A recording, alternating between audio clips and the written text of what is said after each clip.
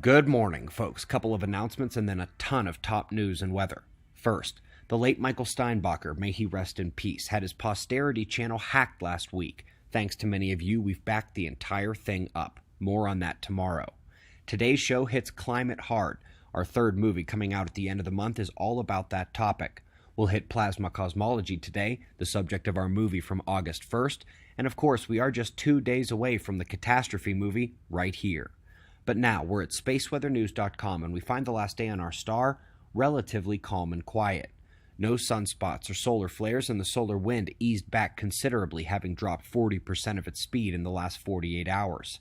We do have some eruptive behavior at the northern polar crown, watch top left. The plasma filaments are lifting, dancing, and beginning to eject. Switching to ionized helium, we can see the central axis ropes of that erupting filament. Now let's go on to a bit of weather. Those storm cells forecast to hit the upper Midwest did so last night, with Montana appearing to take the worst of it, with that being largely caused by the hail and strong winds. Those storms are moving eastward. Australia and New Zealand just watched one Antarctic blast roll through, and there is another on the way.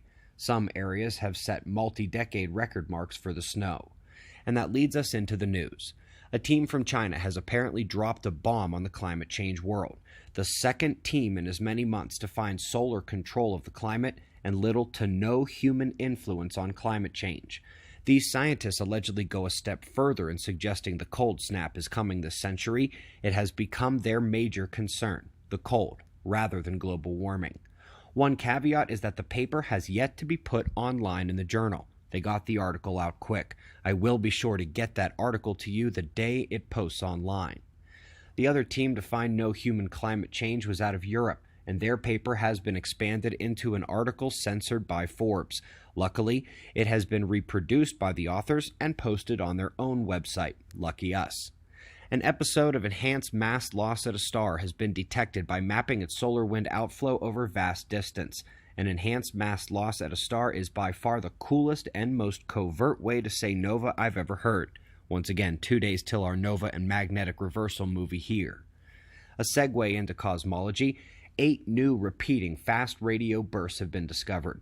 That pretty much rules out all of the merger and explosive events to explain what's causing them. Up next, kind of a double whammy, is active galactic nuclei are producing their own dust in the cosmic jets, not just stealing it from the dusty plasma torus.